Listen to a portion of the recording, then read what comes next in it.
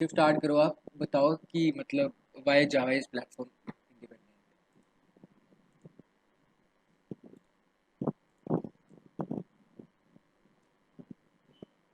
हाँ, तो भैया इसमें क्या था सबसे पहले कि जो जावा का वर्किंग है वो पूरा डिफरेंट है सी और सी प्लस प्लस से। मतलब जो अपन कोड देखते हैं जस्ट अपन ये दो वर्ड बोल देते हैं कंपाइल कर दो और रन कर दो। बट जो बैक में इसकी प्रोसेस रहती है वो पूरी अलग रहती है। तो जैसे जो सी और सी प्लस प्लस की जो बैक साइड की प्रोसेस है उसमें काफी चेंजेस है एज कम्पेयर टू जो जावा की बैक साइड की प्रोसेस है। तो इसीलिए वहाँ पे इस वजह से यहाँ पे प्लेटफॉर्म डिपेंडेंट और प्लेटफॉर्म इंडिपेंडेंट का सिचुएशन जनरेट हो जाता है। तो इन शॉर्ट मैं बताता हूँ कैसे मतलब रहता है।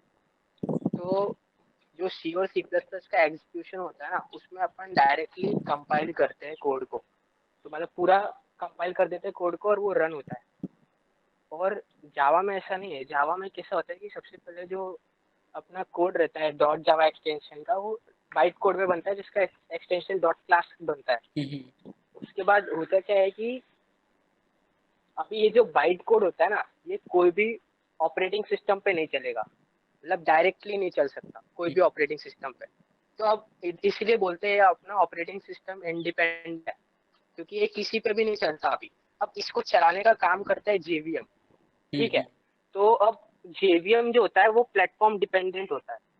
वो कैसे है मतलब अगर लिनक्स है तो उसका अलग जेवीएम रहेगा, विंडोज है तो उसका अलग जेवीएम रहेगा। But okay. जो बाइट कोड है वो कोई से भी जेवीएम पे चल जाएगा। इसीलिए यस। हम बोलते हैं कि वो प्लेटफॉर्म इंडिपेंडेंट है। और एक्चुअली जो प्लेटफॉर्म चीज है ना वो भी अलग है। सी और सी प्लस प्लस के लिए प्लेटफॉर्म का मतलब अलग है और हम्म। जावा के लिए प्लेटफॉर्म का मतलब अलग है। हम्म। अभी सी और सी प्लस प्लस में प्लेटफॉर्म के अंदर दो चीजें आती है। एक आती है जो बेसिक हार्डवेयर की जो चीजें होती है जैसे सीपीयू और ये सब प्लस ऑपरेटिंग सिस्टम। बट जो जावा है उसमें प्लेटफॉर्म का मतलब होता है बेसिक हार्डवेयर तो होता ही है, ऑपरेटिंग सिस्टम भी होता है प्लस जेवीएम भी एक्स्ट्रा आ जाता है। ओके। तो ये सारी चीजें और मतलब काफी डेप्थ चीज है। तो मैं इसको मतलब जब वर्ड फाइल रहेगी ना तो ढंग से बता दूंगा कि कैसे कैसे एग्जीक्यूशन होता है। बेसिकली इसमें ऑपरेटिंग सिस्टम का भी बहुत पार्ट रहता है। Yes yes. बताऊंगा भैया मैं कल अच्छे से एकदम। नहीं नहीं नहीं, समझा समझा, एक तरह से समझा कि बाइट बाइट वो जो आपने बोला ना कि इसका मतलब जब जावा का कोड जो होता है वो कंपाइल होता है तो डॉट क्लास फाइल बनती है, तो वो जो होती है वो इंडिपेंडेंट होती है, वो बिल्कुल और सही है वो। कंपाइल के भी दो मीनिंग होते हैं यस यस, बोलो बोलो। और कंपाइल के भी दो मीनिंग होते हैं मतलब हाँ एक हाँ। कंपाइलेशन जो होता है वो अपना जो सी सी प्लस का कंपाइलेशन होता है वो सोर्स कोड से तो डायरेक्ट मशीन कोड में होता है। बिल्कुल। तो इससे क्या होता है कंपाइलेशन हुआ है ये ऑपरेट मतलब जो अपना सी का कोड कंपाइल किया है ये कंपाइल होने के बाद जो बना है कोड ये ऑपरेटिंग सिस्टम अंडरस्टैंडेबल कोड है। इसी हम्म। वजह से ये ऑपरेटिंग सिस्टम पे डिपेंड कर जाता है किस ऑपरेटिंग सिस्टम के लिए ये। बट जो हम्म। जावा में कंपाइल होने के वो बाद जो कोड बनता है जिसको हम बाइट कोड बाइट बोलते कोड हैं बोलते हैं। ये कोई भी ऑपरेटिंग सिस्टम अंडरस्टैंडेबल नहीं है। ओके। ये कोई भी ऑपरेटिंग सिस्टम अंडरस्टैंडेबल नहीं है तो ये एक अलग प्रकार का कंपाइलेशन है। और ओके। वो जो कंपाइलेशन था वो एक अलग प्रकार का कंपाइलेशन है। तो तो ये भी काफी डिफर है मतलब काफी डेप्थ टॉपिक है। यस, ये चीज़ भी एक बार देखना मैं कि आपको ये इतना आपने पढ़ा है तो ये चीज़ भी देखना कि मतलब ऐसा उन्होंने सोचा ही क्यों है कि मतलब बाइट कोड में कन्वर्ट करने का फ़ायदा क्या होगा इससे। ठीक है, जावा प्लेटफॉर्म इंडिपेंडेंट बाइट बनाना। कोड में फायदा ये है ना। बोलो बोलो, क्या फ़ायदा है? तो वही प्लेटफॉर्म इंडिपेंडेंट है ना। प्लेटफॉर्म इंडिपेंडेंट है। कि किसी अब भी इससे प्लेटफॉर्म में फायदा चल ये जाए। है कि मान लो किसी को चेंज करना है। यस। हाँ और किसी को चेंज करना है कोई चीज तो उसको बाइट कोड दे दो अब वो चेंज कर देगा उसमें और वो फिर हर एक ऑपरेटिंग सिस्टम पे वो काम कर जाएगा चेंज करने के बाद। और अगर वो ऑपरेटिंग सिस्टम डिपेंडेबल कंपाइलिंग करते अपन अगर ऑपरेटिंग सिस्टम अंडरस्टैंडेबल कंपाइलिंग करते तो हर ऑपरेटिंग सिस्टम के लिए अलग अलग करना पड़ता। बट बिल्कुल। बाइट कोड में कर दिया तो इससे क्या होगा कि हमको जो कंपाइलेशन है ऑपरेटिंग सिस्टम अंडरस्टैंडेबल नहीं है तो अगर इसमें चेंज करेंगे और फिर जेवीएम जेवीएम में हर करें। प्लेटफॉर्म के हिसाब से अलग अलग होगा। तो फिर जेवीएम में जब उसको डालेंगे तो ऑटोमेटिकली हर ऑपरेटिंग सिस्टम के लिए वो काम कर जाएगा कोड। बिल्कुल तो बिल्कुल। ये है उसमें।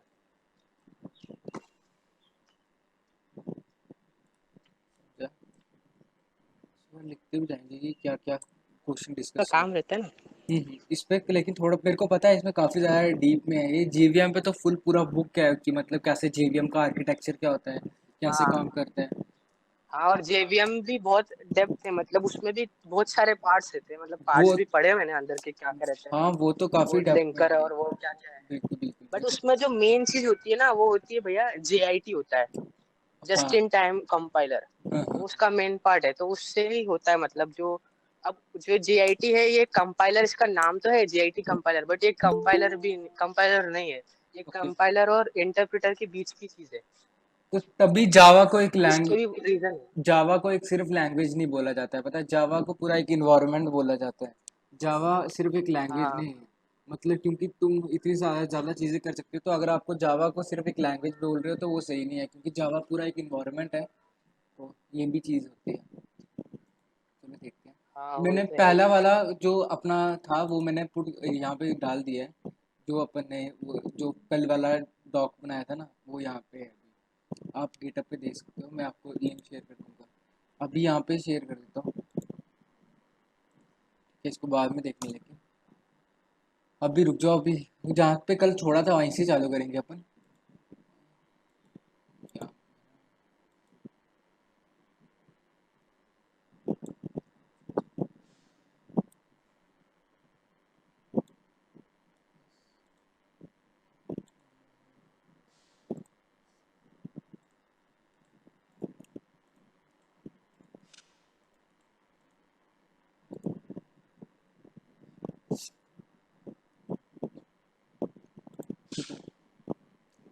और वो जो भैया रन टाइम का मैं कल बोल रहा था ना आपको, रन टाइम एरर कैसे डिटेक्ट होते हैं। हाँ हाँ। बोलो बोलो वो भी सारा ऑपरेटिंग सिस्टम का पार्ट रहता है, मतलब देखा मैंने वो।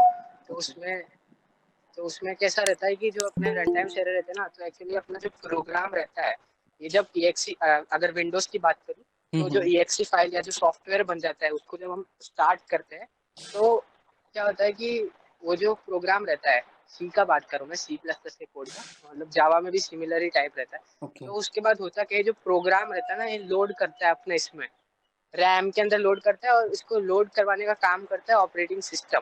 तो जब ऑपरेटिंग सिस्टम काम करवाता है, तो जो ये प्रोग्राम अब एग्जीक्यूशन में आ गया ना, तो अब ये प्रोग्राम नहीं रहा, इसको फिर प्रोसेस बोल देते हैं, मतलब जो कि ऑपरेटिंग सिस्टम का पार्ट है। और फिर ओके। उसके बाद क्या होता है कि इस प्रोसेस के अंदर ही ये जो मेमोरी एलोकेट करते हैं ना, अपन जो साइड में देखते थे जब अपन ऑनलाइन कंपाइलर करते थे, तो जब आप विजुअलाइज करवाते थे कोड, तो वहाँ पे स्टैक हीप और वो सब देता था। हाँ हाँ। तो एक्चुअली वो सब प्रोसेस का जो काम है ना, वो सब ऑपरेटिंग सिस्टम के अंदर काम होता है ये। फिर ये जब मैंने बताया ना, प्रोसेस जब आ गई, तो इसके बाद ये फिर स्टैक हीप डेटा और कोड, चार पार्ट में कोड बढ़ जाता है, और फिर उसके हिसाब से चीजें एलोकेट होती है। फिर ये जो चीज रहती है, ये वाली चीज फिर अब जाती है सीपीयू के पास, ठीक है। और फिर सीपीयू के पास जाती है, तो उसमें भी 3 यूनिट होते हैं। फिर वो 3 यूनिट में रिगार्डिंग जितने बिट का आर्किटेक्चर है, उस हिसाब से वो जो रजिस्टर्स बनते हैं 16 16 बिट के, या फिर 64 बिट का है, तो उस हिसाब से वो रजिस्टर्स क्रिएट होते हैं, उतने बिट की एक सीक्वेंस बनती है। तो उसके बाद वो सीक्वेंस एक एक करके एग्जीक्यूट करती है, तो वैसे पूरा एग्जीक्यूशन होता है। समझा समझा थोड़ा थोड़ा, लेकिन ये तो काफ़ी डीप में है अगर देखा जाए पूरा हार्डवेयर के साथ कैसे होता है। ऊपर से अपन देख भी नहीं सकते हैं कि कैसे असली में इंटरनली वर्किंग हो रहा है, इसमें सिर्फ थ्योरी पढ़ सकते हैं। ये लिखा है मैंने ये। हम्म। हाँ, हाँ, थ्योरी है, वो दिखा नहीं सकते, बट मैंने मतलब जितना एक्सप्लेनेबल है वो मैं सारा लिख रहा हूँ वर्ड बाय वर्ड इसमें। चलेगा देखता हूँ चलेगा। अगर हो पाएगा तो, मतलब कल तो दिखाई दूंगा कैसा है वो। ठीक है आप चलेगा। देखेंगे।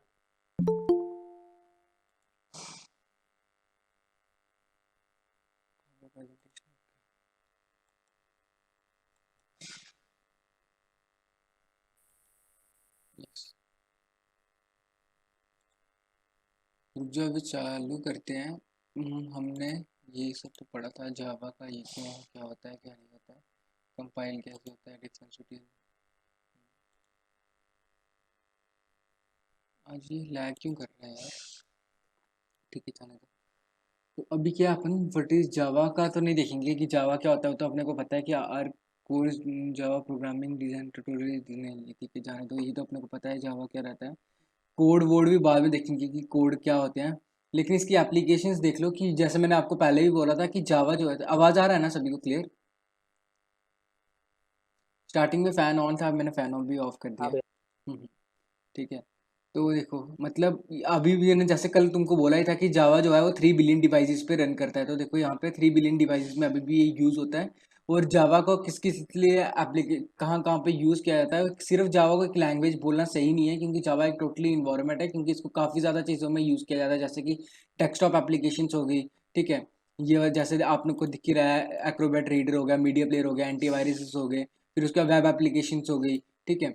फिर एंटरप्राइज एप्लीकेशन जैसे बैंकिंग एप्लीकेशन, जैसे ये तभी तभी बोलते हैं कि जावा को सबसे ज़्यादा यूज़ किया जाता है, क्योंकि एंटरप्राइज लेवल पे इसको यूज़ किया जाता है, जैसे बैंकिंग हो गया या कोई भी और भी मतलब बड़ी बड़ी कंपनीज होती हैं वो इन जावा को प्रेफर करती हैं। मोबाइल एप्लीकेशन में भी यूज़ किया जाता है, जैसे मैंने बोला ही था कि आपका एंड्रॉयड को जावा की हेल्प से कर सकते हो। एम्बेडेड सिस्टम्स आपको पता है क्या होते हैं, एम्बेडेड सिस्टम जैसे रोबोट वगैरह हो गए, उनमें आप यूज़ कर सकते हो। स्मार्ट कार्ड हो गया, अच्छा, इवन स्मार्ट कार्ड में भी आपको वो दिखते हैं, स्मार्ट कार्ड में भी यूज़ होता है, जब मैं आएगा ना तो मैं आपको बताऊंगा कि कैसे यूज़ किया जाता है स्मार्ट कार्ड वगैरह में, ठीक है। और बस ये रोबोटिक्स हो गया, गेम्स हो गया, इन सब चीज़ों में इसका यूज़ किया जाता है, ठीक है।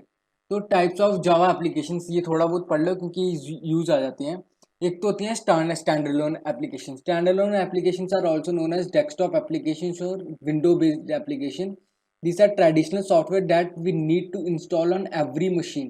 ये ध्यान से सुनना, क्योंकि सच्ची में ये पूछा जाता है स्टैंड अलोन एप्लीकेशंस के बारे में। ये बिल्कुल बेसिक्स हैं, थ्योरी है सिर्फ, बस आपको पता होना चाहिए कि क्या होता है। Examples of stand alone application are media player. देखो, स्टैंड अलोन एप्लीकेशंस ऐसी एप्लीकेशंस होती हैं जिनको आप एक बार इंस्टॉल कर देते हो एक मशीन पे, बस उसका वहां पे काम है। जैसे आप क्या करते हो, आप क्या बोलते हैं, एंटीवायरस डाउनलोड कर देते हो। तो एंटीवायरस आपने डाउनलोड कर दिया, तो ये स्टैंड अलोन मतलब ऐसा नहीं है कि मतलब उसको यूज कर रहा है, या मीडिया प्लेयर हो गया, ठीक है। ये stand alone applications are also known as desktop application और window based application. These are traditional software that we need to install on every machine, जिनको हमको क्या करना होता है, इंस्टॉल करना पड़ता है अपने हर एक मशीन में। तो इन ऐसी एप्लीकेशंस को अपन बोलते हैं मतलब स्टैंड अलोन एप्लीकेशन, ठीक है।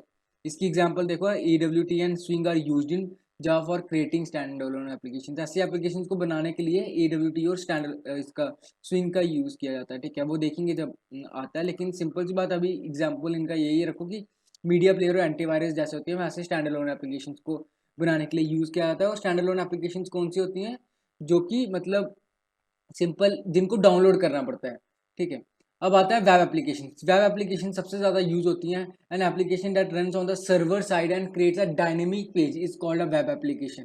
अब एक चीज मैं तुमको पूछता हूँ, ठीक है, तुमको क्या लगता है कि मतलब जैसे कि आपने आपने किसी ने तो HTML CSS में थोड़ा बहुत काम करा ही रहेगा, तो आपको क्या लगता है, जैसे आप HTML CSS में जिसने काम किया होगा तो उनको पता रहेगा कि हम क्या करते हैं, मतलब ये जो भी रहता है, जैसे कि तुम लोग वो करते हो ना, मतलब जो भी तुमको एक पेज बनाना होता है, ठीक है, वो पहले से बना, आपको पहले से मतलब उसका HTML में CSS में कोड लिख के रखना पड़ता है। तो आपको क्या लगता है, जैसे कुछ जब जब तुम डायनेमिक पेज बनाते हो, तो डायनेमिक पेज कैसे बनता है, किसी को कोई थोड़ा सा पता है क्या डायनेमिक पेजेस कैसे बनते हैं? मतलब जैसे तुम कोई ऐसी रिक्वेस्ट कर रहे हो मतलब कि इंटरनेट पे कि उससे एक डायनेमिक पेज बन के आए, या गूगल में ही अगर मैं कुछ सर्च करता हूँ तो वो कैसे एक डायनेमिक पेज बना के देता है। डायनेमिक पेज समझ रहे हो ना, कि तुम कुछ भी मतलब सर्च कर सकते हो। इसका किसी को पता है क्या कुछ थोड़ा बहुत, कि डायनेमिक पेज कैसा बनता है? अगर नहीं पता तो फिर अपन आगे जाके देखेंगे, कोई सी नहीं है। ऐसे डायनेमिक पेजेस के लिए अपन इन चीज़ों का यूज़ करते हैं, जैसे जावा में एटलीस्ट सर्वलेट हो गया, जीएसपी हो गया। इससे क्या होता है, जो भी आप रिक्वेस्ट करते हो, ठीक है, जो भी आप रिक्वेस्ट करते हो वो एक मतलब सर्वलेट के पास जाता है, तो वो मतलब एक डायनेमिक पेज बना के देता है, ठीक है। वो जब पढ़ेंगे अपन आएगा, ये थोड़ा डीप में है, जब अपन सर्वलेट में पहुंचेंगे तब अपन पढ़ेंगे कि ऐसा क्यों होता है, ठीक है। और ये सब चीज़ें यूज़ की जाती हैं। बट वेब एप्लीकेशन एक ऐसी एप्लीकेशन होती है जिसमें मतलब ऐसा नहीं है कि आपने एक स्टैंड मतलब एक एप्लीकेशन बनाई है वो उतनी है, मतलब आप कुछ और भी उसमें सर्च वर्च करते हो तो वो यूज़ करने में काम करता है, आपको रीडायरेक्ट करती है अगर आप कुछ न्यू सर्च करते हो, ठीक है। ये वेब एप्लीकेशन होती हैं। एंटरप्राइज लेवल की एप्लीकेशन आपको पता ही है कि वैसे एंटरप्राइज लेवल की एप्लीकेशन समझ लो बैंकिंग सिस्टम होगा, तो सबसे पहले बैंकिंग सिस्टम में आपका सिक्योरिटी मेंटेन होना चाहिए, तो ठीक है। तो ये एप्लीकेशन ऐसे होती हैं, an application that is distributed in nature such as banking system is called an enterprise application. It has advantages like high level security होना चाहिए, तो सबको पता है, load balancing and clustering in Java EJB is used for creating enterprise level application. तो mobile application आपको पता ही है कि क्या यूज़ किया था। अब देखो, ये थोड़ा बहुत है, अपन थोड़ा सा देखेंगे। मैंने आपको और कल का वीडियो आपने देखा होगा तो मैंने लिखा था जावा एससी। तो असली में जावा एससी क्या होता है, जावा को अपन ने भी डिवाइड किया हुआ है। ऐसे तो डिवाइड करने का कोई ज़रूरत नहीं है क्योंकि एक ही लैंग्वेज है, बट ऐसे कोर जावा बोलते हैं और एक बोलते हैं एंटरप्राइज लेवल जावा। तो जो जावा एससी है उसमें आपको क्या क्या पढ़ना ज़रूरी है। इट इज़ देखो इसमें क्या क्या है। It is a Java programming platform. It include Java programming such as Java dot lang, Java dot IO. ये पैकेजेस हैं, जब पढ़ेंगे हम आपको बताएंगे कि Java dot net, Java dot util, Java dot SQL, Java dot math. It includes, ठीक है, तो इट इंक्लूड्स मतलब other topic, core topics like ये सब, जैसे ऊप्स हो गया। ऊप्स आपने अभी तक थोड़ा बहुत तो पढ़ा ही है सी प्लस प्लस में। उसका स्ट्रिंग हो गया, रेगुलर एक्सप्रेशन हो गया, एक्सेप्शंस हो गई, इनर क्लासेस हो गई, मल्टी थ्रेडिंग हो गया, इनपुट आउटपुट स्ट्रीम हो गया, नेटवर्किंग हो गया, AWT हो गया, स्विंग हो गया, रिफ्लेक्शन हो गया, कलेक्शन हो गया और एक्सेट्रा। ये सब चीज़ें जो होती हैं ये कोर जावा का पार्ट है। फिर उसके बाद एंटरप्राइज लेवल में जब आते हैं हम, तो एंटरप्राइज लेवल में it is an enterprise platform that is mainly used to develop web and enterprise application. It is built on top of the Java SC platform. It includes, ये देखो इसमें आता है सर्वलेट हो गया, JSP हो गया, वेब सर्विसेज हो गया, क्योंकि आप एक एंटरप्राइज लेवल की एप्लीकेशन बनाने की तरफ जाते हो। ठीक है, जावा एमई तो आप रहने दो, it is a micro program that is dedicated to mobile applications कर दिया गया है। जावा एफएक्स जो होता है ये यूज़ किया जाता है यूज़र इंटरफेस बनाने के लिए। ठीक है, लेकिन अभी तो आप डायरेक्टली सी प्लस प्लस भी, सॉरी, HTML CSS भी डायरेक्टली यूज़ कर सकते हो यूआई पार्ट के लिए। लेकिन ऐसा है कि मतलब जावा में भी अगर आप चाहते हो कि नहीं मेरे को यूज़ ही नहीं करना है कोई और चीज़, तो जावा एफएक्स है जिसको आप सिर्फ यूआई के लिए यूज़ कर सकते हो। ठीक है, तो काफ़ी थ्योरी होगी, अपन अभी थोड़ा अच्छे से जाते हैं, ये इतना थ्योरी में नहीं जाएंगे। ठीक है, हाँ, हिस्ट्री हिस्ट्री में कोई काम नहीं अपना। हिस्ट्री में किसने बनाई किसने नहीं बनाई। वाई जावा प्रोग्रामिंग मेंबर, वो एक नहीं नहीं, वाई जावा प्रोग्रामिंग नेम्ड जावा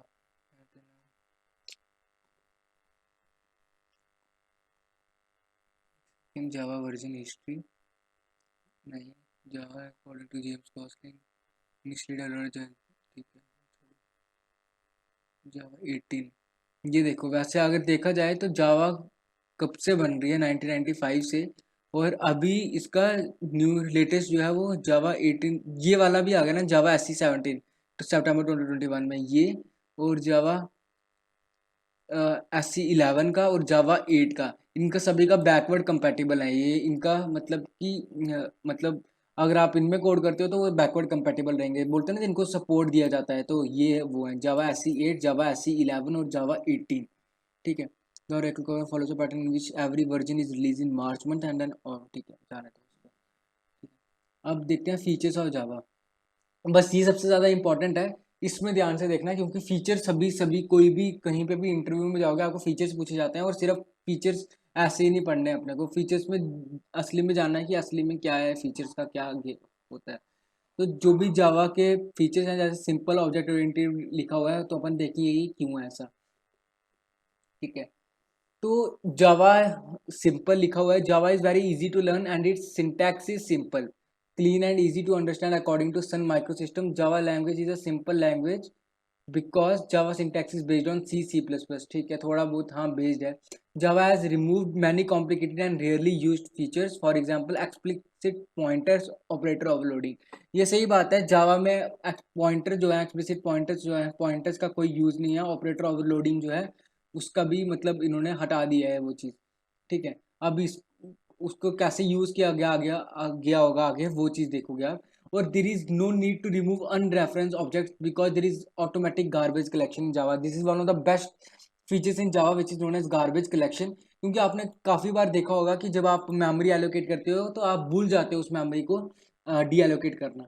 तो ये गार्बेज कलेक्शन एक टॉपिक है जावा में, जिसमें आप क्या करता है, आपको कुछ करने की जरूरत नहीं है, वो आप अपने आप आपके लिए मतलब कि जो भी आपने मेमोरी डी एलोकेट करना आप भूल गए होंगे, वो अपने आप आपके लिए डी एलोकेट कर देगा उसको। ये चीज़ होती है, ये बहुत सही चीज़ है। अगर आपको अभी तो नहीं समझ में आएगा कि हाँ गार्बेज कलेक्शन का क्या ही ज़रूरत है, लेकिन जब आप एक अच्छी सी एप्लीकेशन बनाओगे तो आपको समझ में आएगा कि हाँ यार, मतलब गार्बेज कलेक्ट करने का भी ज़रूरत रहता है बहुत। ठीक है, और ऑब्जेक्ट ओरिएंटेड है वो तो सबको पता ही है। ठीक है, इसमें रहने दीजिए, ऑब्जेक्ट ओरिएंटेड में अपन बाद में आएंगे। देखो तो ये देखते हैं सबसे पहले कि प्लेटफॉर्म इंडिपेंडेंट पे जितना अपन देख सकते हैं, प्लेटफॉर्म इंडिपेंडेंट ही है ना इसका सबसे पहले। जो पहले पोर्टेबल में क्या है बोला इन्होंने।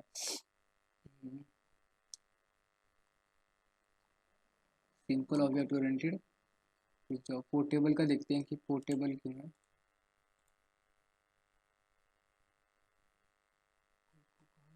Portable, okay. तो Java is portable because it facilitates you to carry the Java bytecode to any platform. It doesn't require any implementation.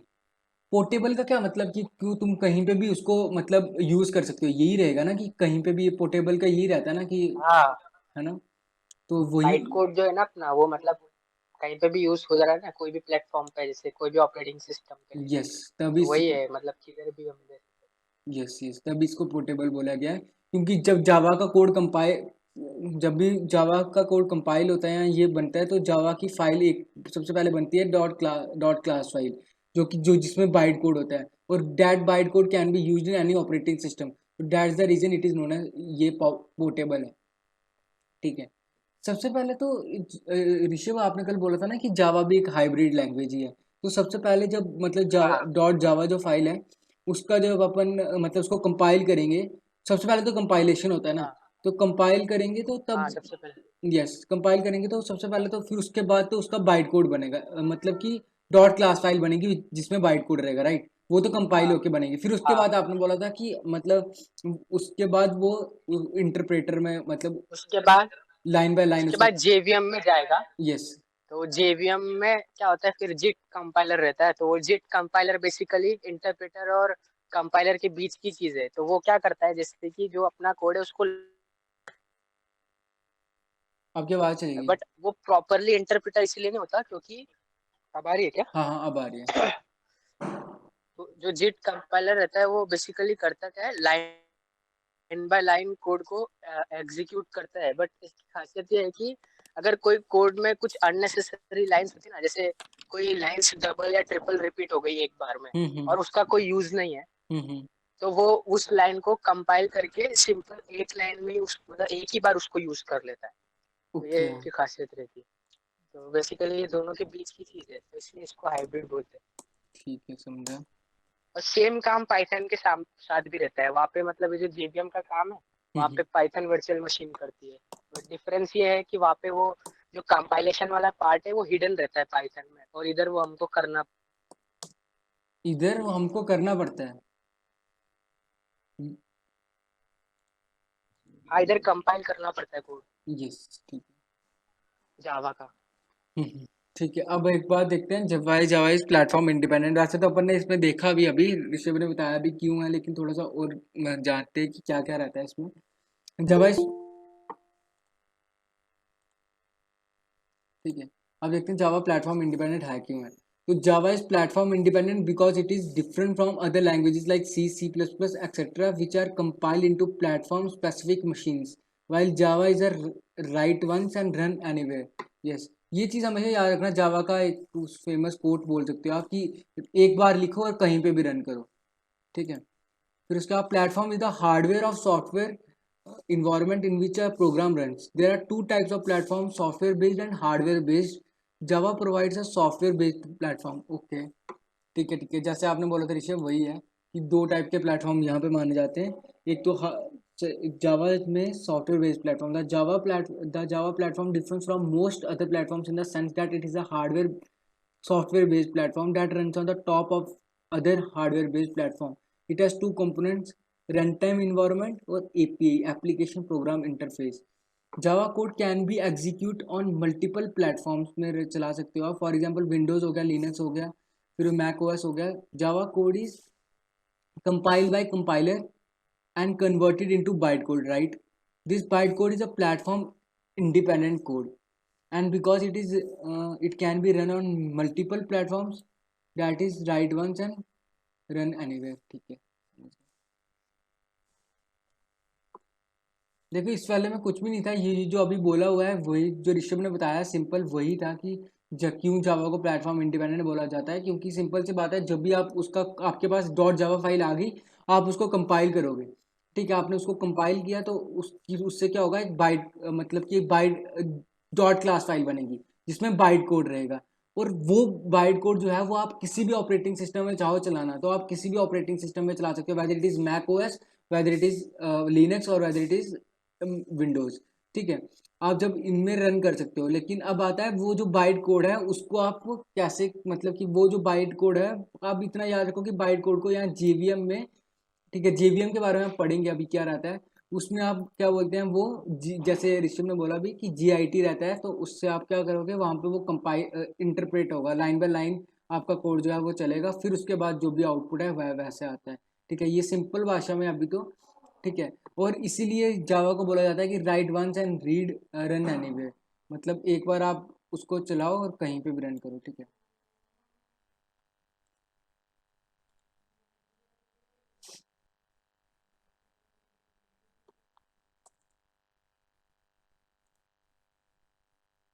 इस पे ठीक है अभी रहने दो, अभी और क्या करना है इसमें बाद में देखेंगे।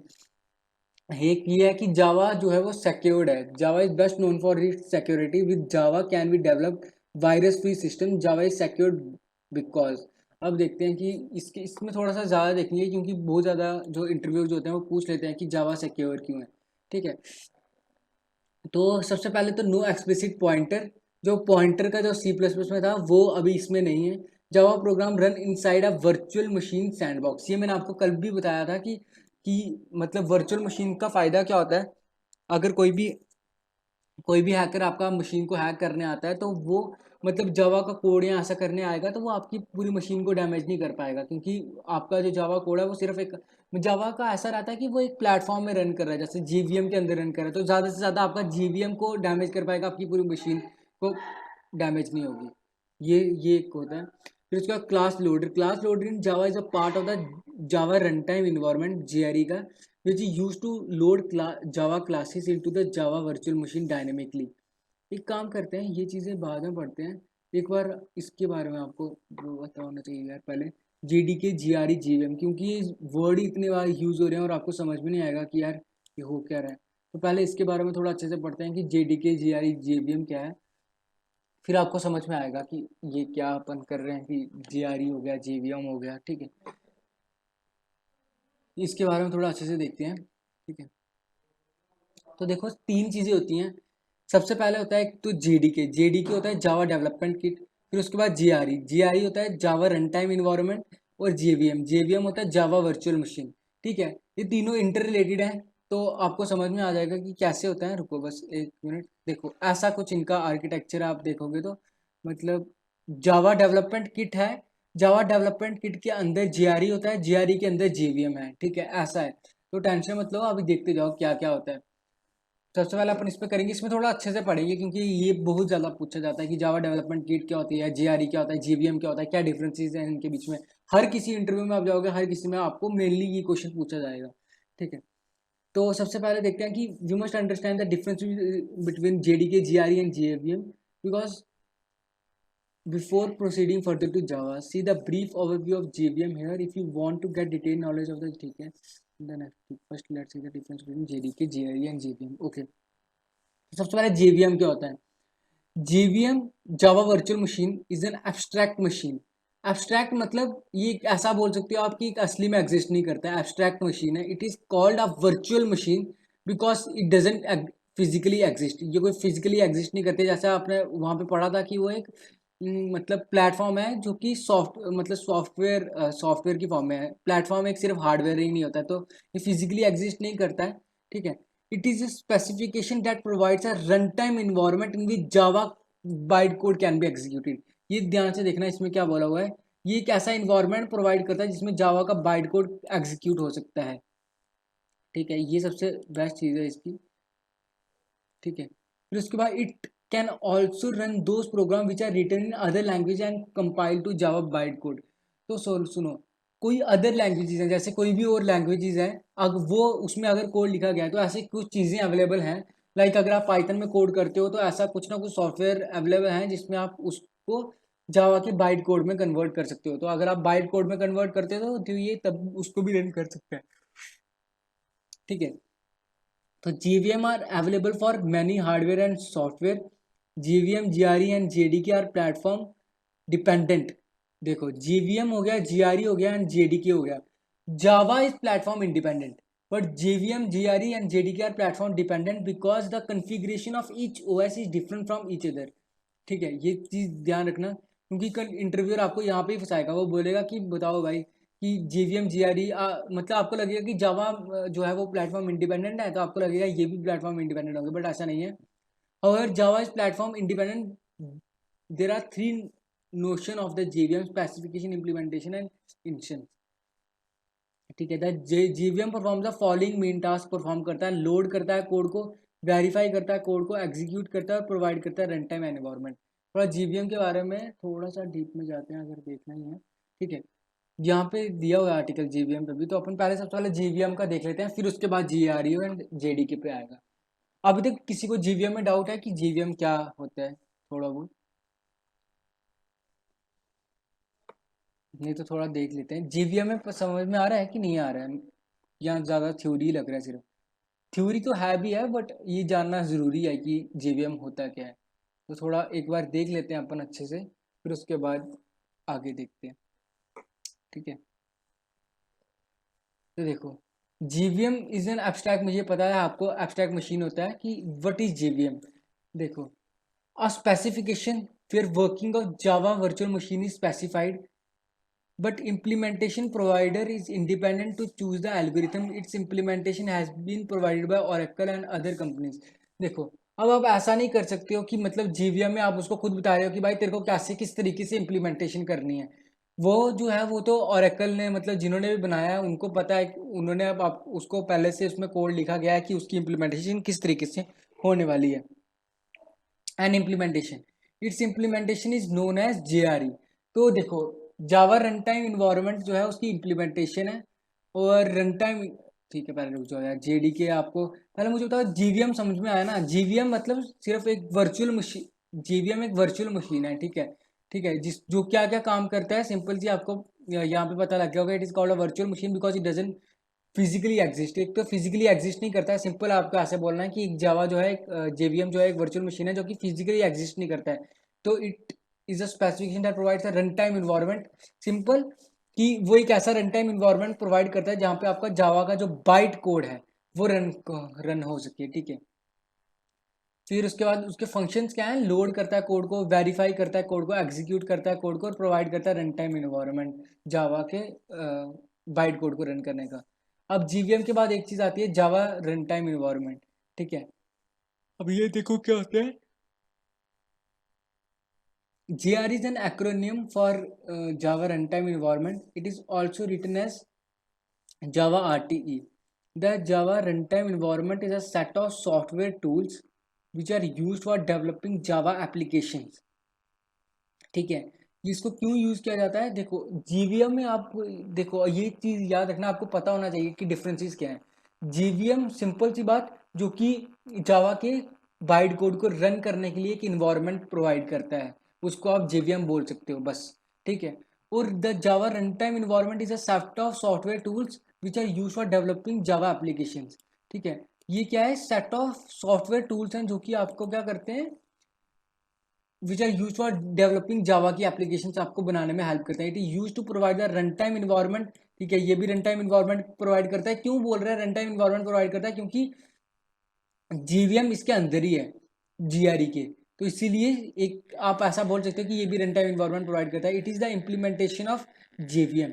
तो ये देखो, मैंने बोला था ना JVM जो है एक वर्चुअल मशीन है, मतलब असली में जैसे उन्होंने बोला भी कि एक एब्स्ट्रैक्ट मशीन है, इट डजंट एक्चुअली एग्जिस्ट। तो ऐसा, हाँ, तो इट डजंट एक्चुअली एग्जिस्ट, तो आप ऐसा बोल सकते हैं कि जो JVM ने बोला है वो उसकी जो असली में इम्प्लीमेंटेशन है, जो असली में इम्प्लीमेंट किया गया है, तो वो इम्प्लीमेंटेशन क्या है इसकी? वो इसकी इम्प्लीमेंटेशन जो है वो जावा रन टाइम इन्वायरमेंट है। ये असली में एग्जिस्ट करता है। अगर आप देखोगे, रुको, जैसे कि मैं यहाँ पे दिखाता हूँ आपको। अगर आपको जावा का कोड रन करना है तो आपके पास JDK ये सब होना चाहिए। रुको, जावा अगर यहाँ पे रहेगा, प्रोग्राम फाइल्स में रहेगा, जावा जावा जावा जावा जावा,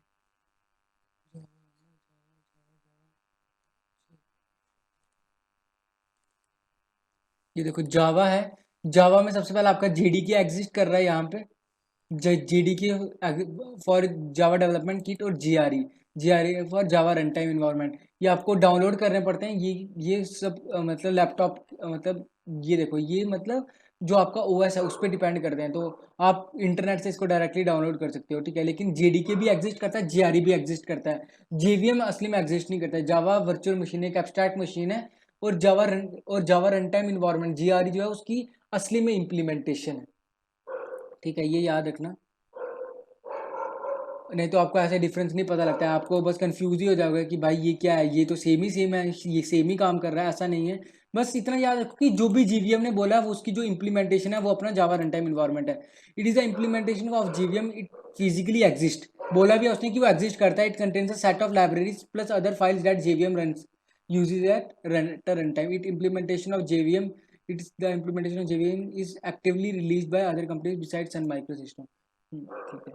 और द इम्प्लीमेंटेशन जेवीएम, ठीक है। अब देखो एक और चीज होता है कि अब आपको ये भी लगेगा कि क्या बताएं, देखो अब आपका ये जो है ना मतलब जीवीएम जो है, अब होता क्या है कि मतलब रुको यहाँ पे है ना, तो अब जैसे कि एक कंपनी जैसे माइक्रोसॉफ्ट है, अगर माइक्रोसॉफ्ट जावा को यूज़ कर रहा है तो हो सकता है कि जी उसका जो वर्जन हो, मतलब कहने का क्या मतलब है, जैसे कि उसने जीआरई अपना बनाया हो, ऐसा पॉसिबल है कि जीआरई जो होता है वो बहुत ज़्यादा कंपनी जो होती हैं अपना बनाते हैं। सर ऐसा ज़रूरी नहीं कि सन माइक्रो सिस्टम का यूज़ कर रहे हैं। पहले तो सन माइक्रो सिस्टम का यूज़ किया जाता था, लेकिन अभी ओरेकल कंट्रोल करता है जावा को, जो भी उसमें अपडेट्स आते हैं वगैरह। तो जीआरई जो होता है वो डिफरेंट डिफरेंट कंपनीज का हो सकता है, ये याद रखना, ठीक है। फिर उसके बाद आती है जेडीके के बारे में। अब आपको देखो, अब आपको इतना समझ में आ गया कि सबसे पहले जीवीएम होता है। जीवीएम एक ऐसी वर्चुअल मशीन है जिसमें आपका जावा का बाइट कोड जो है वो रन कर जाता है। अगर सिंपल एक लाइन में बोलना हो तो जीवीएम क्या है, एक ऐसी मशीन है जिसमें आपका जावा का बाइट कोड रन कर सकता है। और अब आपको कोई बोलेगा अच्छा तो ये बात है, तो ये बताओ जीआरई क्या है, तो आप सिंपल बोलेगी कि सर जीआरई क्या है। जीआरई में जीआरई जो है वो जीवीएम की, ठीक है, जीवीएम का ही जीआरई जो है वो मतलब जीवीएम असली में एग्जिस्ट नहीं करता है। जीआरई जो है उसकी रियल एग्जिस्टेंस है, मतलब जो भी जीवीएम ने बोला है वो जीआरई करता है असली में, ठीक है। वो जावा रन टाइम इन्वायरमेंट है जो कि एक्चुअली में एग्जिस्ट करता है और सारे सारे टास्क परफॉर्म करता है और जो भी चीज़ें नीडेड होती हैं, ठीक है। अब ये चीज़ हो गया। अब आ गया जेडीके, लास्ट चीज़ है। और जीआरई में आप ये भी बोल सकते हो कि वो वेब एप्लीकेशन हैं, ये सब जो चीज़ें हैं वो बनाने में, जावा की एप्लीकेशन बनाने में यूज किया जाता है। अब आता है जेडीके। तो JDK is an acronym for Java development kit. The JDK is a software development environment which is use to develop Java application and applets. It physically exist, ये भी फिजिकली एग्जिस्ट कर रहा है। It contain JRE plus development tools, जो भी development tools जो needed होते हैं वो सारे के सारे जेडीके के अंदर आते हैं। तो JDK is N implementation of any one of the following given platforms release by Oracle. तो अगर आपको मतलब ऐसी एप्लीकेशन बनाना हो, जावा ई एप्लीकेशन बनाना हो, माइक्रो एडिशन जावा प्लेटफॉर्म, ये जो सब भी करना हो आपको तो ये इसमें अवेलेबल रहता है। और the JDK contains a private Java virtual machine and a few other resources such as interpreter और लोडर हो गया।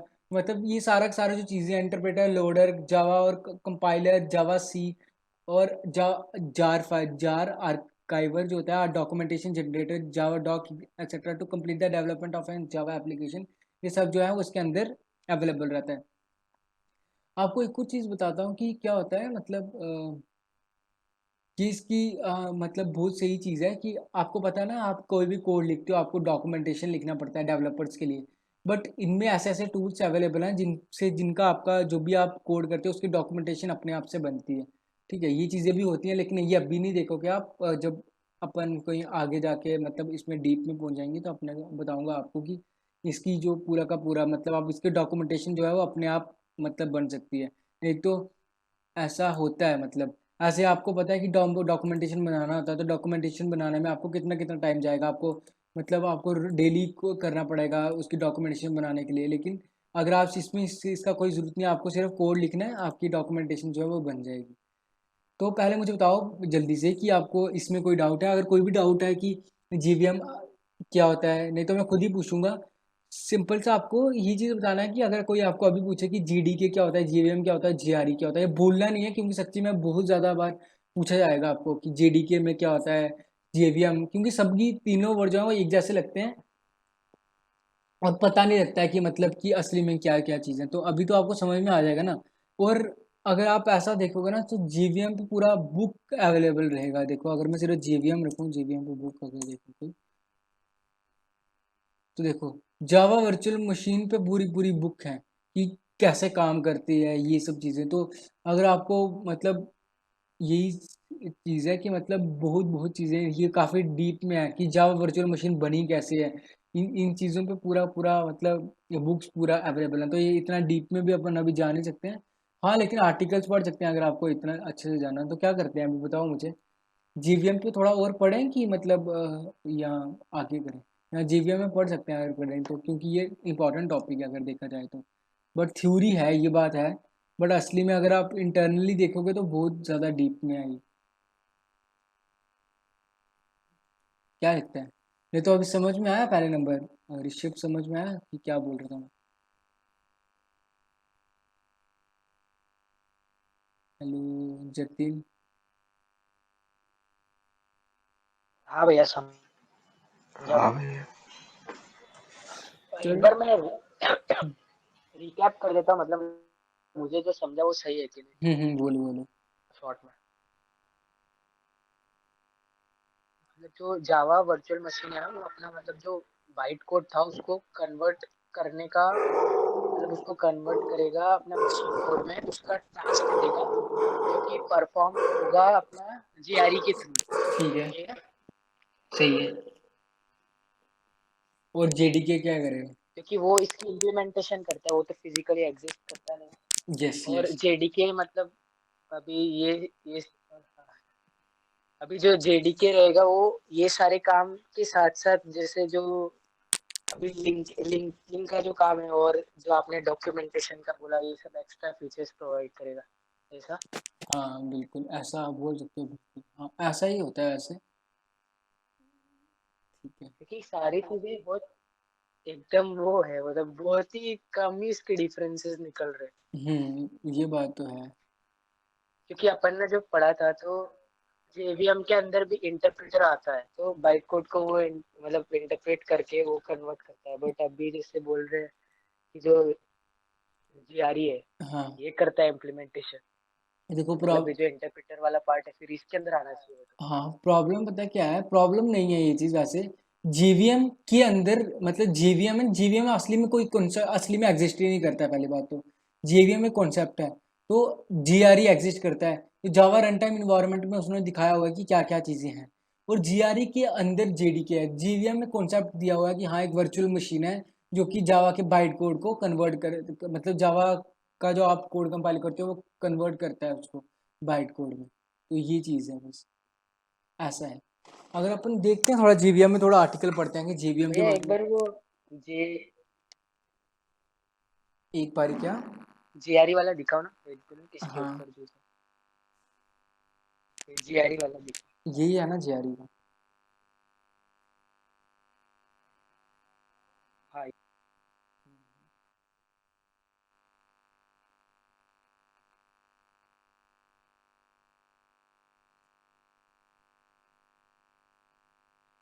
अभी ये जो भैया लाइब्रेरीज रहती है, हम्म। जैसे अपने सी प्लस प्लस में लाइब्रेरीज रहती है, वैसे ही है क्या इसमें भी? नहीं नहीं ऐसा बिल्कुल नहीं है। देखो दिखाता हूँ मतलब जैसे, अच्छा इसमें इसमें सब चीज़ें जो होती हैं वो पैकेज के अंदर है। अगर आपको बोला जाए ना तो मतलब इसमें पैकेज है। जावा डॉक दिखाता हूँ आपको, अगर जावा ऐसे सब डॉक होगा तो ऐसे सब डॉक। हाँ ये देखो इसमें ऐसा है सब, ये इसकी डॉक्यूमेंटेशन अवेलेबल है, ये सबसे बेस्ट चीज़ है जावा की। डॉक्यूमेंटेशन आपको हर चीज़ का मिलेगा, कुछ भी करना है आपको कुछ नहीं ज़रूरत है। इसलिए डेवलपर्स इसको यूज़ करते हैं सबसे ज़्यादा, क्योंकि फुल डॉक्यूमेंटेड है। आपको कुछ भी करना है, जैसे मैंने आपको इतना तो आपको दिखाया था ना, इम्पोर्ट जावा डॉट यूटिल डॉट स्कैनर होता है। स्कैनर क्लास दिखाई थी। देखो आपको दिखाता हूँ। जैसे मैं कुछ भी देखना है मेरे को पता है, एक एक जावा में लाइन होती है। ये चीज़ यहाँ पे लिख रहा हूँ मैं, ठीक है। लाइन होती है क्या, रुको यहाँ पे नहीं लिखता हूँ, यहाँ पे लिखता हूँ। देखो ऐसा लाइन होती है, import java dot यूटिल dot scanner, ऐसा। तो अब ये पूछते हैं कि ये क्या चीज़ है। असली में ये यूटिल जो है ये पूरा का पूरा यूटिल तो एक क्लास है, लेकिन ये पूरा पैकेज है। पैकेज में है। मतलब पैकेज, अब आप बोलोगे ये पैकेज क्या होता है, मतलब जावा में ना, जावा के अंदर यूटिल है, यूटिल के अंदर एक स्कैनर क्लास है। तो अब दिखाता हूँ आपको एक असली में होता भी है कि नहीं। अब आप बोलोगे क्या भैया झूठ बोल रहे हो, देखो अभी दिखाता हूँ। ये क्या है, यहाँ पे देखो पैकेजेस हैं। तो यूटिल नाम का एक पैकेज अवेलेबल होगा, देखना यहाँ पे ढूंढो, यू से यूटिल, ये है ना यूटिल। आपको यूटिल में जाना है, आप गए यूटिल में। अब यहाँ पे इंटरफेसिस हैं, यहाँ पे क्लासेस हैं। अब आपको एक, आपको मैंने बोला कि ये क्या है, स्कैनर एक क्लास है। अब आपको क्लास ढूंढना है, तो अब देखो एस से एक क्लास होगी स्कैनर नाम की, दिख रही है स्कैनर नाम की क्लास कोई, देखो यहाँ पे है। हाँ। स्कैनर में गए तो देखो यहाँ पे आ गया कि पब्लिक फाइनल क्लास स्कैनर। तो आपको ये भी पता लग जाता है कि फाइनल क्लास है जो कि स्कैनर है, जो कि एक्सटेंड कर रही है। एक्सटेंड मतलब इनहेरिटेड है, कहाँ से, ऑब्जेक्ट से इंप्लीमेंट किस चीज को कर रही है, इटरेटर स्ट्रिंग को और क्लोजेबल को। तो ऐसा रहता है यहाँ पे। जैसे कि कुछ मतलब सेल्फ टॉट डेवलपर्स होते हैं ना, जिनको मतलब ऐसा समझ, मतलब जो खुद पढ़ते हैं, तो बस फिर उनको डायरेक्टली देख सकते हैं यार, हाँ पूरा डॉक्यूमेंटेशन अवेलेबल है, आपको बताया हुआ है यहाँ पे कि स्कैनर, देखो मैं थोड़ा जूम कर देता हूँ कि if you want to take the input you should use scanner s equals to new scanner system dot in। ये तो मैंने अभी आपको बताया नहीं कि कैसे लेते हैं, लेकिन ये सिंपल सिंपल मैं बता रहा हूँ आपको, डॉक्यूमेंटेशन अवेलेबल है कि आप कुछ भी चाहते हो तो वो आपको मिल जाएगा। जैसे int i equal to sc dot next int से आप ले सकते हो। तो ये चीज़ें हो गई। जैसे अब लिंक लिस्ट का देख लोगे आप, तो ये देखो ये चीज़ें अवेलेबल है, देख रहे हो, क्लास लिंक लिस्ट दिया हुआ है ई, ठीक है ऐसा। फिर Java dot lang dot object, Java dot ऐसा करके, मतलब इन पैकेजेस के अंदर प्रेजेंट है। रुको, पब्लिक क्लास लिंक लिस्ट जो है वो एक्सटेंड कर रही है एब्स्ट्रैक्ट इस सीक्वेंशियल लिस्ट को, और इम्प्लीमेंट कर रही है इनको लिस्ट को, डी क्यू को, क्लोनेबल को और सीरियलाइजेबल को। तो यही चीज़ है यार, मतलब ऐसे ये सब चीज़ें उसमें सी प्लस प्लस में ऐसे अवेलेबल है। सी प्लस प्लस सिर्फ एक ऐसा बोल सकते हो आपकी, मतलब मैंने तभी बोला कि सी प्लस प्लस जो है more specific to the competitive programming, की अगर आपको सीपी करना है तो ये चीज़ों के लिए। लेकिन अगर आप एक एंटरप्राइज लेवल एप्लीकेशन बना रहे हो और आपको वहाँ पे जैसे लिस्ट में आपको डेटा स्टोर करना है और आप ऐसा चाहते हो, तो वहाँ पे आपको ऐसी चीज़ों का यूज़ करना पड़ेगा। मतलब आपको समझ में भी आ रहा होगा कि ये प्रॉपर ऑर्डर मैंने फॉलो किया गया है सभी चीज़ों के लिए। देख रहे हो ना कि कैसे इम्प्लीमेंट कर रहा है, ये उसको इम्प्लीमेंट कर रहा है, और पूरा प्रॉपर डॉक्यूमेंटेशन तो है। भैया मेरा डाउट, बोलो बोलो, क्या डाउट है।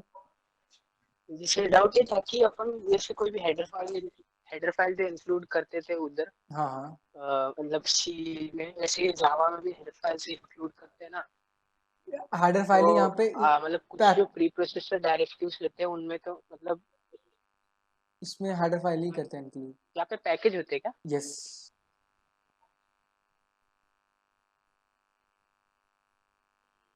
चलो ठीक है रुक जाओ, मैं तुमको एक जावा कोड लिख के दिखा देता हूँ थोड़ा सा, ऐसा कंफ्यूजन नहीं आएगा फिर तुमको, और तुमको ये भी नहीं लगेगा कि भाई भैया क्या ये फालतू थ्योरी पढ़ाते जा रहे हैं, ये क्या हो रहा है। तो अपने को लगता है ना, ठीक है। तो मैं आपको क्या करता हूँ, जावा का कोड दिखाता हूँ।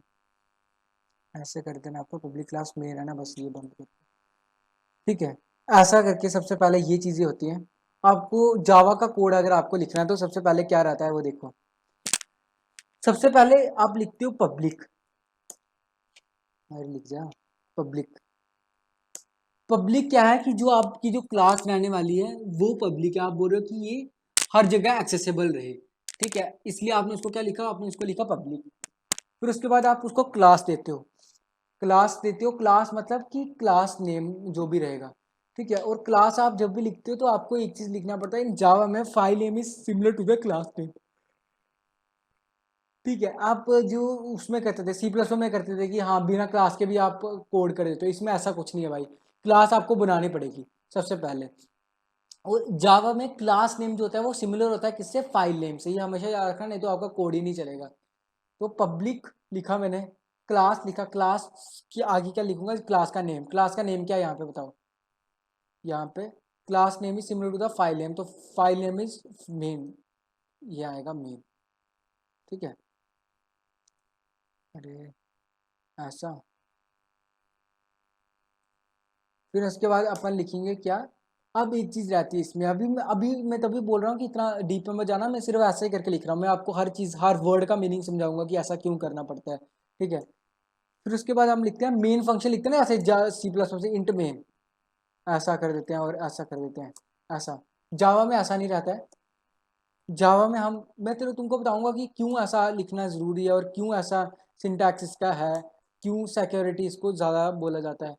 अपन इसमें लिखते हैं पब्लिक, पब्लिक मतलब एक्सेसिबल हो कहीं भी हर जगह। स्टैटिक, अब स्टैटिक वर्ड का जिसको मीनिंग पता है तो उनको पता होगा कि सी प्लस प्लस में भी ये चीज़ मैंने आपको बताया था कि स्टैटिक में क्या होता है, जिन वर्ड्स को हम स्टैटिक लिखते हैं ना, तो स्टैटिक लिखने से बस इतना चीज़ होता है कि जिनको आपने स्टैटिक लिखा होता है, स्टैटिक फंक्शंस को आप कॉल कर सकते हो विदाउट क्रिएटिंग एन ऑब्जेक्ट। ये आपको पता होगा जिन्होंने सी प्लस प्लस में पढ़ा हुआ है। क्या बोला मैंने, static functions can be called without creating an object. तो एक मेन जो है वो मेन भी एक फंक्शन ही है जिस जो कि कॉल करने वाला है। बेशक उसको आप कॉल नहीं करने वाले, उसको कौन कॉल करने वाला है, कंपाइलर कॉल करने वाला है। तो कंपाइलर कॉल करने वाला है इसलिए अपन उसको स्टैटिक डिक्लेयर करते हैं कि so that it can be called without creating an object because main is going to the first function which is going to be called by the compiler. So that's the reason। ये अगर आपको समझ में आया हो कि मैं क्या बोल रहा हूँ, क्योंकि क्या होता है देखो यहाँ पे लिखते हैं पब्लिक स्टैटिक वाइड, वाइड मतलब कुछ रिटर्न नहीं करेगा, और मेन ऐसा करके ये अपना इसका प्रोसीजर है। पब्लिक स्टैटिक वाइड मेन, ये एक मेन फंक्शन बना। अब आप बोलोगे भैया यार इतना बड़ा क्यों लिख रहे हैं जावा में। देखो हर लाइन का मतलब है, स्टैटिक का क्या मतलब है कि भाई मेन सबसे वो फंक्शन होने वाला है जो सबसे पहले कॉल होने वाला है। और if it is going to be the first function which is going to be call by the compiler, तो हम क्यों ना इसको स्टैटिक बनाए, क्यों स्टैटिक बनाएंगे, क्योंकि ये फर्स्ट फंक्शन है जो कि कॉल होगा। तो स्टैटिक लिखने से ये फायदा होगा कि अगर हमने इसको स्टैटिक लिखा, इससे ये फायदा होता है क्योंकि मेन एक फंक्शन है, ठीक है, और वो भी एक कॉल होने वाला है। तो मतलब अब फंक्शन को जब अपन कॉल करते हैं तो अब कैसे करते थे, ओबीजे डॉट फंक्शन का नाम लिख के। तो if you want to call a function without creating an object, तो आपको उसको स्टैटिक लिख देना चाहिए, क्योंकि वो क्लास वेरिएबल क्लास फंक्शन ऐसा बन जाता है और वो कॉल कर हो जाता है कंपाइलर से। तो ये एक रीजन है।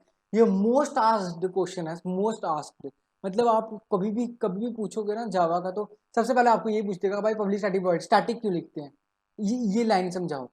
ये ये तुमको तब समझेगा जब तुम्हारा इंटरव्यू होंगे। लेकिन ठीक है, ये चीज़ें मेरे को बस आपको बताना था, ऐसा होता है। अब अपन लिखते हैं अंदर स्ट्रिंग आर्गुमेंट एस, ऐसा स्ट्रिंग आर्गुमेंट एस।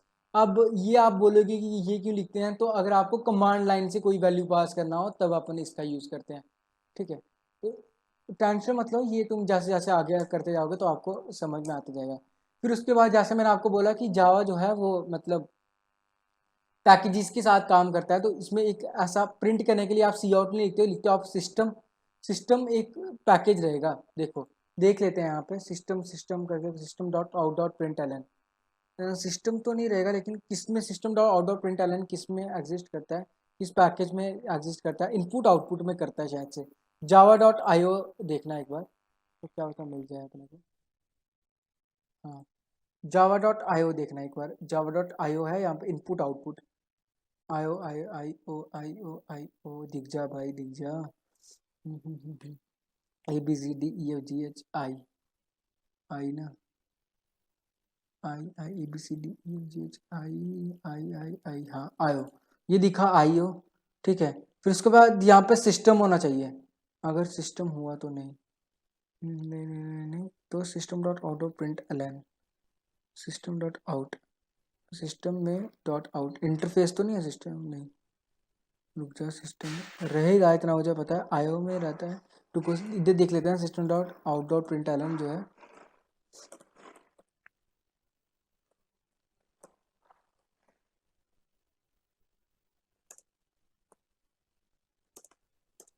विच package, Java dot lang package में है।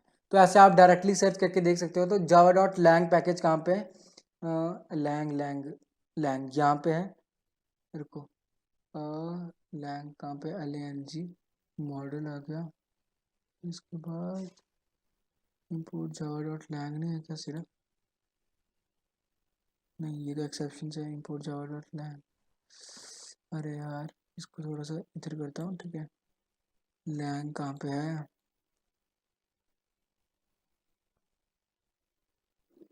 रिफ्लेक्ट है, जावा डॉट मैथ है,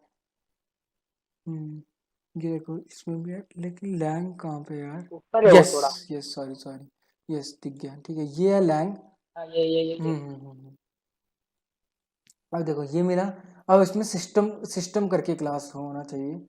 सिस्टम सिस्टम सिस्टम सिस्टम हो गया ऐसा ही। import java dot lang dot class तो नहीं रहेगा, नहीं तो कैसे वो करेगा? थाला हुआ है क्लास में। कहाँ पे है? यस। ये अभी यहाँ पे वहाँ पे ही है। ये देखो, ये है ना सिस्टम ऐसा, और इसमें एक मेथड रहेगा आउट करके,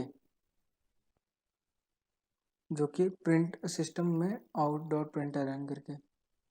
देखो ये दिया हुआ है ना इन्होंने, system modifier print stream input stream print stream, तो सिस्टम डॉट वॉइड रन करने के लिए GC array copy load in, ये देखो, किया ना? तो देखो पूरा एक ये जो है ना, मतलब पूरा एक मैनर में दिया हुआ है आपको, एक ट्री टाइप स्ट्रक्चर बना हुआ है, जिसमें आप सब कुछ देख सकते हो कि कौन कौन से। देखो यहाँ पे अगर आप सिस्टम देखोगे तो पब्लिक फाइनल क्लास सिस्टम, ये अभी आपको ये मत जानना कि फाइनल क्या है, ठीक है? जैसे जैसे अपन आगे पढ़ेंगे तो आपको समझ में आएगा कि हाँ फाइनल क्या होता है, ठीक है? उसका था system class contain several useful class fields and methods, okay. फिर उसके बाद it can not be instantiated among the facility provided by the system class are standard input standard output. Input लेने के काम आता है, आउटपुट करने के काम आता है, एंड एरर आउटपुट स्ट्रीम्स के लिए भी काम आता है। As to externally defined properties and environment variables are mean of loading files and libraries and a utility method for quickly copying a portion of an array। तो ये देखो, और कब से प्रेजेंट है? JDK 1.0, मतलब जब सबसे पहले आया था तब से प्रेजेंट है। Java dot lang dot object के अंदर Java dot lang dot system है, ओके। फिर उसके बाद देखो इसमें क्या क्या चीज़ आती हैं, जैसे कि फील्ड समरी, फील्ड्स क्या क्या है उसके अंदर। एक तो एरर है, एक इन है, और आउट है। Out is use for output stream के लिए यूज़ किया जाता है, ओके। फिर उसके बाद कौन कौन से मेथड अवेलेबल हैं, तो ये सारे के सारे मेथड्स हैं जो कि इसके अंदर अवेलेबल हैं, ठीक है? गेट सिक्योरिटी मैनेजर हो गया, रन इनिशियलाइजर ऑन एग्जिस्ट हो गया, सेट आउट हो गया, ये सब चीज़ें जो है ये सारी सारी इसके अवेलेबल हैं। Out public static final print stream के अंदर जो है वो एक ऑब्जेक्ट रहता है। पब्लिक स्टैटिक फाइनल एक क्लास है प्रिंट स्ट्रीम, यहाँ पे दिया था ना print stream, static print stream में, ओके। तो ये एक मॉडिफायर एंड टाइप फील्ड, ये क्लास कोई ना है या प्रिंट स्टैटिक, रुक जाओ कोई नहीं, देखते हैं। मेरे हिसाब से क्लास ही है प्रिंट स्ट्रीम, राइट? क्लास रहेगी ना प्रिंट स्ट्रीम। प्रिंट स्ट्रीम यहाँ सिस्टम क्लास थी तो कोई नहीं, ठीक है। लेकिन इसमें होता क्या है, ये देखो, the standard output stream, this stream is already open and ready to accept output data। Typically this stream corresponds to display output or another destination specified by the host environment। For simply standalone java application, a typical way to write the output, तो वो कैसे कर सकते हो? System dot out dot println, तो ऐसा करके आप डेटा जो भी रहेगा आप उसको आउटपुट में दिखा सकते हो। तो ये काफ़ी चीज़ें हैं, जैसे आप क्या क्या कर सकते हो बुलियन के लिए, ये सब चीज़ें उन्होंने प्रोवाइड करके रखी है। प्रिंट स्ट्रीम में जाते ये हैं। लाइब्रेरीज को हाँ हाँ बोलो। ये लाइब्रेरीज को ही पैकेजेस बोलते हैं क्या इधर? आप पैकेजेस बोलो, हाँ पैकेजेस बोलोगे तो ज़्यादा है, हाँ, बोल सकते हैं। यस, लाइब्रेरीज को ही पैकेजेस बोलते हैं, क्योंकि पैकेजेस में है ना, देखो Java dot lang dot object हो गया, इसमें आउट स्ट्रीम है, उसके अंदर फिल्टर आउट स्ट्रीम है, उसके अंदर Java dot IO print stream बना है। तो आप print stream adds functionalities, print stream is also a class, right? Class ही है, क्योंकि ये इम्प्लीमेंट कर रहा है इन इंटरफेसेस को। ये बहुत सही है, लेकिन अभी आपको थोड़ा बहुत यार एक चीज़ मतलब याद करके रखो, जैसे कि इंटरफेस, एक वर्ड याद रखना। इंटरफेस एक ऐसा वर्ड है कि देखो, इंटरफेस का मतलब ये होता है कि यार अभी के लिए तो बताना सही नहीं है, लेकिन ठीक है थोड़ा बहुत तुमको पता रहेगा तो ज़्यादा सही रहेगा।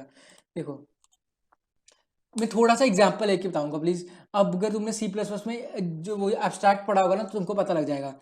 इंटरफेस एक ऐसा करके होता है, जैसे कि मैंने क्या किया, एक मैंने क्या बनाया, मैंने ना कोई भी किसी भी चीज़ का यार, जैसे कि मैंने ह्यूमन, एक इंसान इंटरफेस बनाया मैंने इंसान नाम का, ठीक है। इंटरफेस है मेरा एक इंसान नाम का। अब इंटरफेस में क्या होता है, इंटरफेस में भी एक मतलब देखो मैं थोड़ा जूम कर देता हूँ। इंटरफेस बनाया मैंने एक इंसान नाम का, और मैंने इसमें फंक्शन भी नहीं बनाया। जो मैं फंक्शन बनाऊंगा, जैसे मैं समझ लो एक फंक्शन बना रहा हूँ, मैं फंक्शन बना रहा हूँ वाइड, और फंक्शन बना रहा हूँ मैं रोबोटिक इंसान। नहीं तो मैं बोलता हूँ, क्या बोलते हैं उसको यार, जो आधा इंसान होता है और आधा मतलब मशीन होता है, उसको क्या बोलते हैं, ह्यूमनॉइड कुछ तो बोलते हैं, टर्मिनेटर लगा लो, चलो ऐसे ही बोल रहा हूँ, ठीक है। ऐसा समझ लो एक टर्मिनेटर बना रहा हूँ मैं, ठीक है।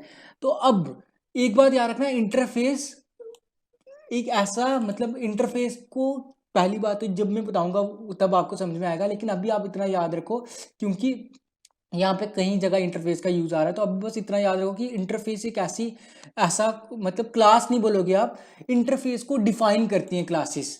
तो ऐसा करके क्लास रहेगी, कोई क्लास होगी, जैसे कि वाइड वाइड टर्मिनेटर ने मत बनाओ, या कुछ भी जैसे मैं क्लास बनाऊंगा, एक क्लास बनाऊंगा मैं इनोवेशन, इनोवेट कर रहा हूँ मैं कुछ, ठीक है। और क्लास इनोवेट जो है वो इम्प्लीमेंट करेगी किसको, इंसान को इम्प्लीमेंट करेगी, कि मतलब अब इनोवेट करने का इस क्लास की रिस्पॉन्सिबिलिटी है, कि भाई तू इस टर्मिनेटर को डिफाइन करेगा, तू बताएगा कि ये टर्मिनेटर कैसे काम करेगा।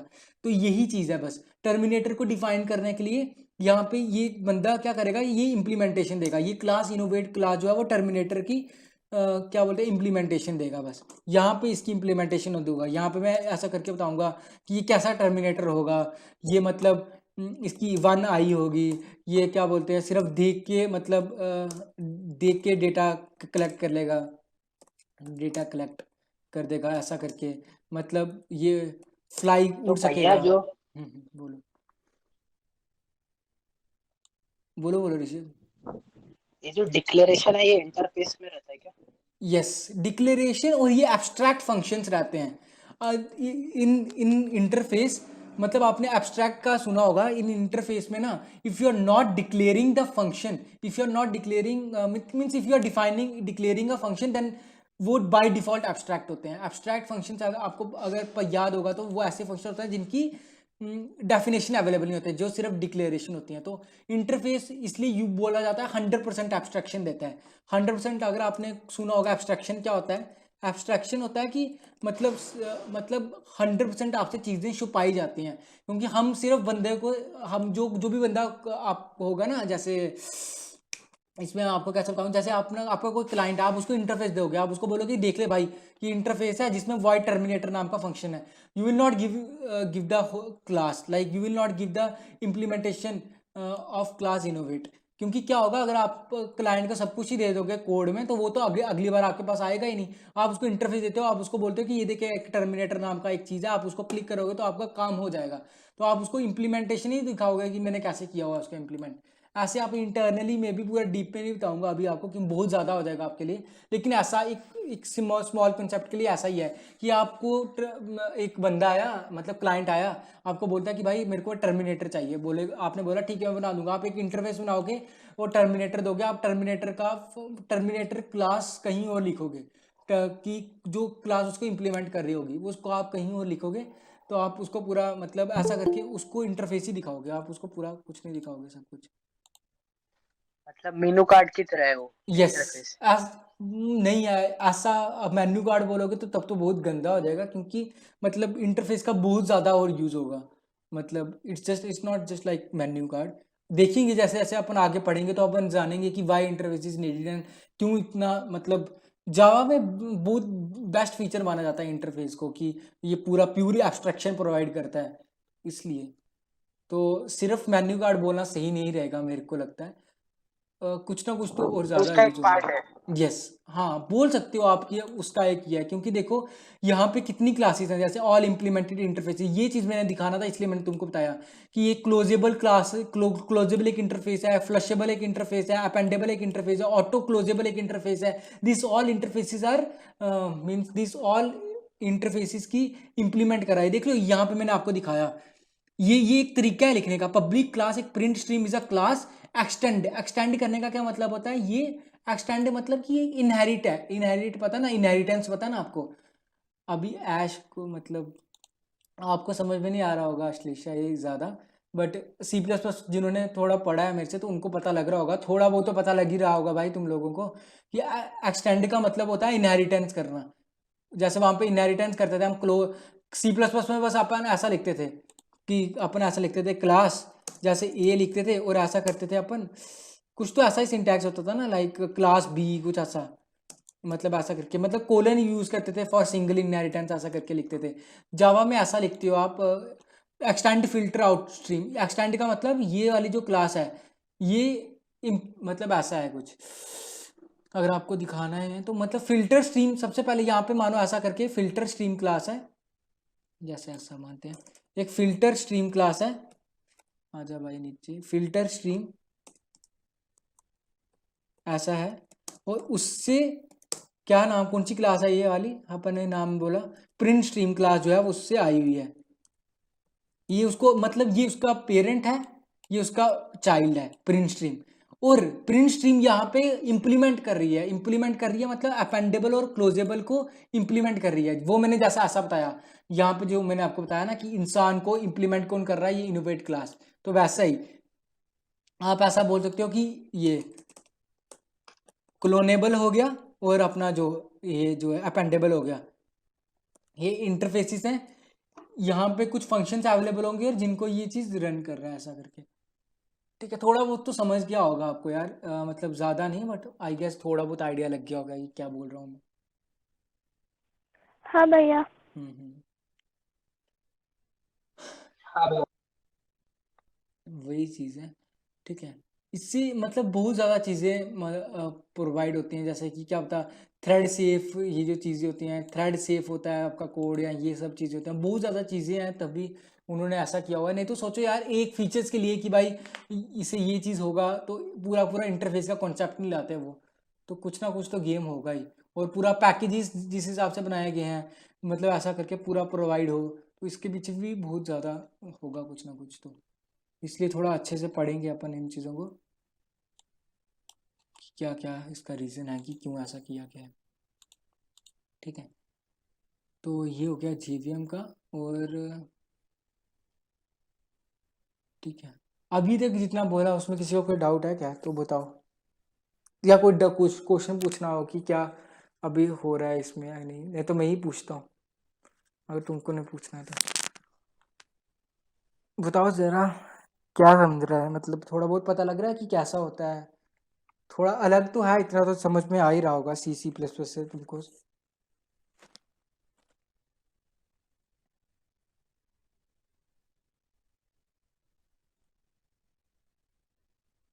क्या ये सब समझ में आ रहा है कि नहीं, जतिन, निशा?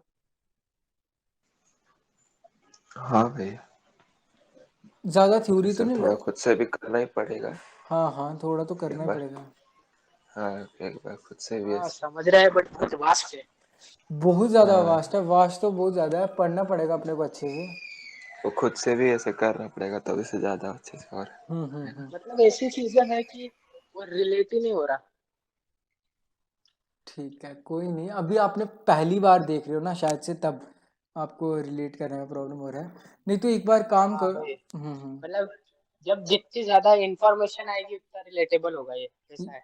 यस यस, तो एक काम करना ना, आज आज इन्हीं चीज़ों में थोड़ा सा देखना, जैसे कल जितने ने आर्टिकल भी भेजे थे, तो वैसे ही थोड़ा सा इन पे थोड़ा अच्छे से सर्च करो कि क्या रहता है ये, मतलब क्यों जावा में पैकेजेस को देखो आज का एक क्वेश्चन सोचो कि क्यों जावा में पैकेजेस को इतना फोर्स किया गया है, कि पैकेजेस क्यों, मतलब ऐसा पैकेजेस को बनाने में वो किया कि पैकेज ही क्यों बनाने हैं, ऐसा करके इन्होंने डायरेक्टली क्यों नहीं कर दिया। समझ रहे हो ना कि क्यों पैकेज की ज़रूरत ही क्यों पड़ी, कि पैकेजेस में हम रखें कोड को, ऐसा क्यों। पहला तो इसमें देखना है कि वाई पैकेजेस, जावा में पैकेजेस का क्यों किया गया। फिर जेवीएम का तो नहीं इतना देखो, क्योंकि जेवीएम का अभी ज़्यादा हो जाएगा फिर, मुझे ऐसा लगता है जितना जा उसका। डिफरेंसेस डिफरेंसेस देख लेते हैं तीनों में, जेवीएम जेडीके, और एक बार और अच्छे से देख लेंगे। यस यस, हाँ उनमें आप अगर आप डिफरेंसेस देख लोगे तो ज़्यादा फिर सही रहेगा। हाँ, रुक जाओ, और क्या है अपना,